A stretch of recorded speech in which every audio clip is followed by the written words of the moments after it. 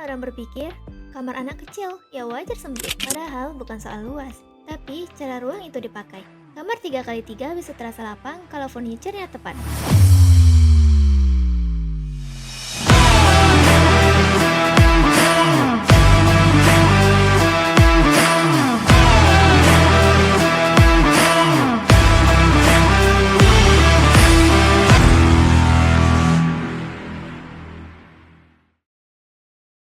Halo sahabat harmoni, kalau ngomongin desain kamar anak, banyak orang langsung mikirnya warna cerah, karakter kartun, lucu, dan gemas. Padahal kenyataannya, kamar anak itu adalah ruang paling kompleks di dalam rumah. Kenapa? Karena kamar anak itu dipakai tidur, dipakai main, dipakai belajar, dan dipakai tumbuh secara mental dan kebiasaan. Dan yang sering terjadi, kamar anak itu paling cepat gagal desainnya. Bukan karena jelek, tapi karena tidak dirancang dengan logika pertumbuhan anak.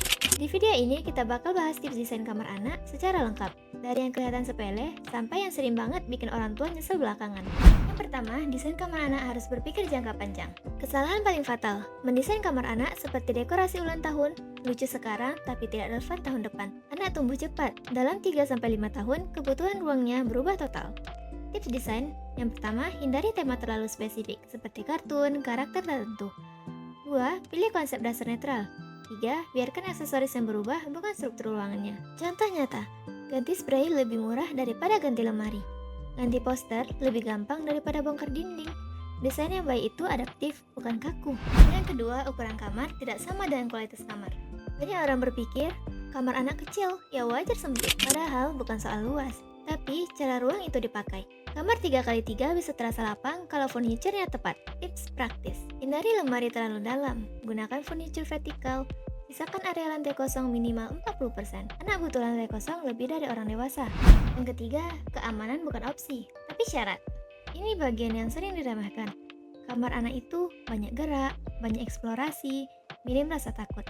Hal wajib dicek yaitu sudut meja tumpul, lemari tinggi wajib diancor ke dinding, rancang tingkat harus punya railing aman. Kabel dan stop kontak tertutup. Tips penting, kalau desainnya kelihatan dewasa banget, biasanya nggak ramah anak. Yang keempat, warna kamar anak bukan soal ceria atau enggak. Warna bukan cuma visual, tapi pengaruh psikologis. Warna terlalu kuat bikin anak cepat lelah, sulit fokus, overstimulasi. Warna terlalu gelap bikin ruangan terasa menekan dan kurang nyaman buat anak kecil. Tips aman, yang pertama, dinding warna netral.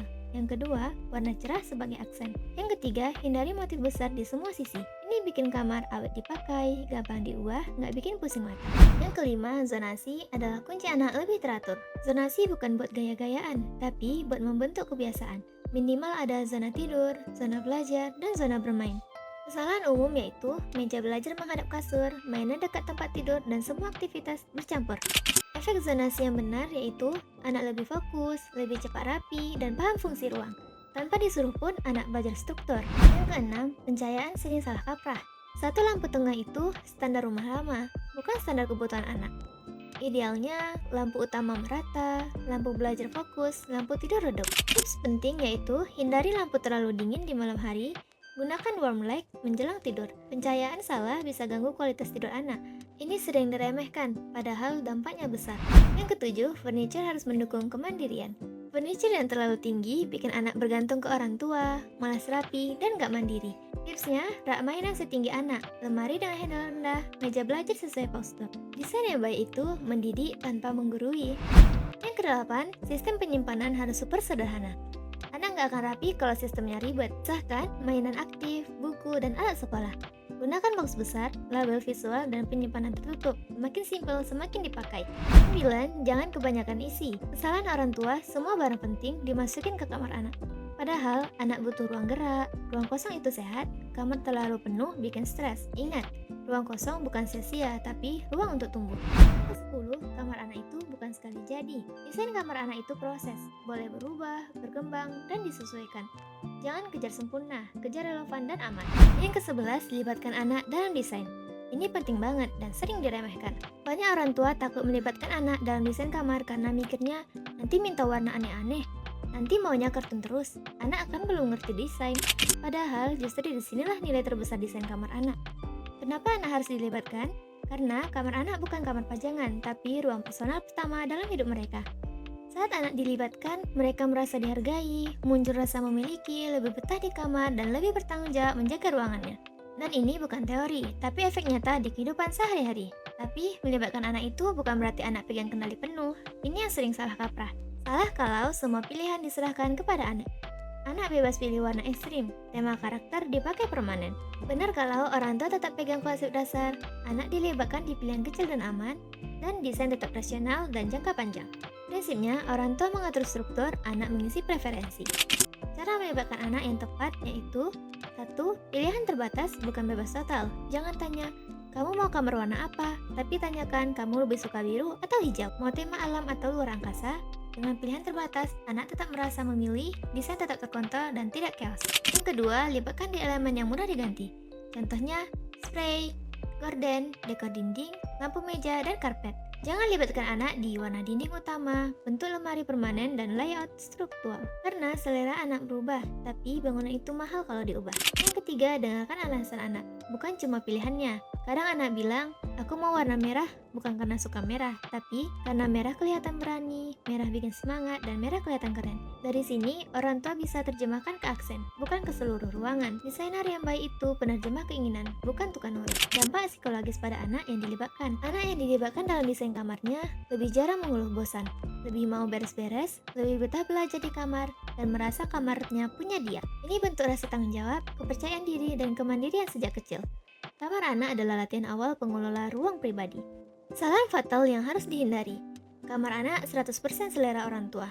Terlalu dewasa, kaku, dan dingin. Terlalu penuh dekor tanpa fungsi, tema terlalu spesifik dan permanen. Hasilnya, anak cepat bosan, kamar jarang dipakai, renovasi ulang terlalu cepat. Tips aman desain jangka panjang plus anak tetap senang. Yang pertama, struktur dan warna dasar netral. Yang kedua, dekor tematik bisa diganti. Yang ketiga, furniture fungsional dan modular. Yang keempat, anak terlibat di detail personal.